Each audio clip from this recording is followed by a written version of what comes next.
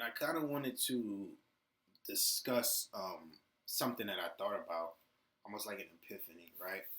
So after I took those losses, I journaled them, studied them, whatever, and then I got on FX replay, right? And I went on a roll. I mean, like I was doing um, good, but me getting on FX replay right after I took those losses was inherently wrong because I'm basically questioning my strategy, right? I'm saying I lost money, can't be me, has to be my strategy, right? Which isn't the case. So like I was saying, I was on here, and I was on a roll. Like I'll show you guys. Um, like you guys can see, this is the realized P&L. Took one loss here, two losses here that wiped away by that loss. They just kept going. You know what I mean? Like look, like one loss there. But like you can see, I'm very rarely taking losses. Like I'm on a roll. Like you know, those are two bad losses. But I could have wiped that away with this. You feel what I mean? So I was doing good. I think that was like before, but whatever. I was doing good, and I know why. It's because on here, I can just I don't care about missing a trade. I don't even care about losing a trade as long as I take my model because I can just click to the next day, right? Like it's not hard to accept opportunity will always be there when you're looking for opportunity because I can just click to the next day in a matter of minutes, right? In a matter of seconds, possibly. I could go through a whole day's worth of price action in like 5 minutes, right? So the idea that opportunity won't be there is um, kind of crazy to think. Like, yeah, there will always be opportunity there because I know I'll always be able to just fast forward price. And it made me have this kind of like thought um, that profitability is a choice, right? And I know that sounds crazy because to some people they think like, well, I'm not trying to lose money. I wouldn't choose to lose money. You know what I mean? Or I wouldn't choose to mentally be beat down by this. Or I wouldn't choose like if I had the choice, I would just choose to be like a profitable trader. And while like you might not be actively saying I want to go in the market today and lose money, right? Your habits are displayed upon the chart. And so you choose your habits, right? You choose what's acceptable for you and what's not. And so that then correlates to the charts, right? So Justin Werline, great trader, I'm sure a lot of people know him. He says that like you know what you're doing, and this is not just a line by him. A lot of people say this, but he says you know what you're doing, but you continue to do it, and that's why you're not profitable, right? You know what you're doing wrong, but you can't help it, right? And when I heard that, I thought about it in depth because he talks about the importance of creating good habits, right? And so when you create good habits in the market, there is almost like this shift, right? And whether it be conscious or subconscious, you're more focused on the habits, keeping those habits intact and maintaining those good habits versus actually being profitable, right? Because the idea of being profitable will kind of like break you down, if that makes sense, right? Because if you tell somebody my end goal is to make money, you can just fire off a bunch of trades and you can hope they'll make money. They may not be your model. They may have like two or four. You may have an entry checklist. They may have two or four things on your entry checklist.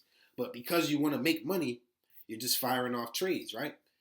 But if you realign that and shift that into I want to build good habits, right? Because I know from the good habits that the money will come, then your focus becomes those habits now and the end goal becomes profitability, right?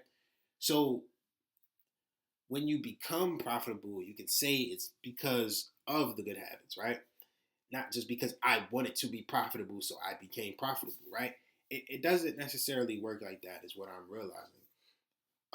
So going into this next week, what I learned from last week, what I felt was that I was just firing off trades, like even the stupid ones. Some trades I knew were stupid. Some trades, they like follow my edge, but I poorly managed them. I was so scared of the risk. I put too much importance, I should say, on trying to respect the market, what I call it, um, because it is a place where it's a high stress environment where you can go in and lose money, right? It's crazy to think about, but it is. There is rarely other professions that are respected, I should say, that you could come in and with the danger of losing money, right? And every single day you come in, you don't know what will be offered to you, right? You kind of have to shift your perspective if you have your edge already, your strategy, and say, I don't know what's going to happen today, but I know at the end of the week, at the end of the month, at the end of the year, I will have made money, right? And that's hard for some people to do because a lot of things are focused in the now, right? Of knowing when I will do this, when this will happen, right? I mean, it's kind of how the brain works. We want to know when things will happen so we can adjust in life, right? Like you know you're getting your paycheck at the end of this week or this day, so you know you have to pay this bill. And that's how we deal with high stress things. But to come into the marketplace and say, yeah, I'm not sure if I'm going to make money today, um, but I'm still going to place my trade, but at the end of the month, I'm still going to make money. It's a stressful thing. But that's why I'm understanding the mindset shift comes in from I want to build good habits that will lead me to profitability. So I will find pleasure in these habits, right? And so really I'm saying all this to myself as well. Coming into next week, I don't want to be like, well, I should say this week. I'll be training at the like towards the end of this week when we have Red Folder News Thursday and Friday. But I don't want to be like just firing off trades, right?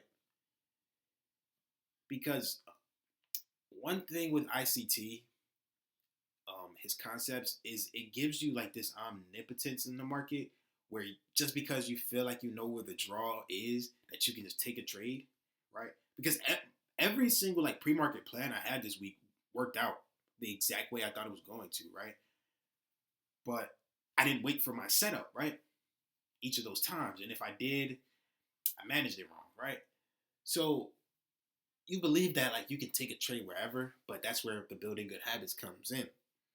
So going into this next week, I'm gonna be slow and patient with myself, right? If my entry presents itself, if my entry model presents itself, perfect. You take the trade, right? There will be no one of three. My entry model is a three-step process. There will be no one of three, two of three. I want to see three of three, right? Three confluences hit in order for me to take my trade, right? If there are not any, if there isn't anything for me, no confluences hit, then I don't take the trade, right? There will be more opportunity, right? I just can't fast forward it into the next day. I have to wait. But this is how I start to build bad habits, right? When I'm not patient and waiting for that. You know what I mean? Like I can do trades like these, right? It's October 10th, Thursday, a regular day, right? 2024. This is a regular day. There's nothing special about this day. It's just the model is here. You wait for it and you take the trade, right? And I'll show you like,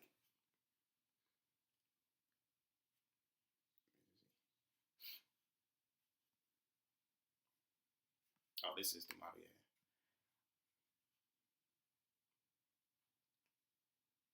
Yeah. Wait, that's odd. Oh well. But you can see the trade is here, right? This is my model, right? This is what I want to see in price, right? If I don't see this in price, then I'm not taking the trade. And that has to be my mindset going into these weeks because these are good habits, right? I'm not focused on profitability. I've back tested 100 trades, right? Even more than that, really, because there was a time where my strategy, I still had to refine it, right? So I was back tested so much, and even now, like I was back testing on the weekend, right? Like I've back tested price so much to know my strategy works, right? I know I will make money if I follow my strategy at the end of the year, month, week, whatever. But I know that comes from building good habits, right? Finding joy in building those good habits. Because there'll be times where you don't see your model and price expands to your draw liquidity, and that fucks with your head. So the next time you come into price, you're like, oh shit. I mean, you come into the market, you're like, oh shit, that happened yesterday. So now, I'm scared. I want to take this trade, but that's not a good habit.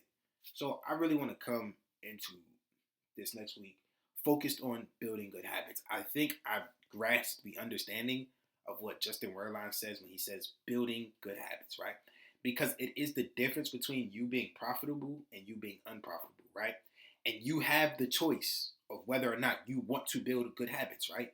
You can say to yourself today, tomorrow, I want to build good habits, right? Because I know that will lead me to profitability, right? Keep in mind how I said lead me to profitability, right? My thinking is the end goal is profitability, right? The actionable steps I will take now is building good habits, right? So it detaches you from the crazy things that you want to do in order to make the money to be profitable, right? Because you're building good habits, right?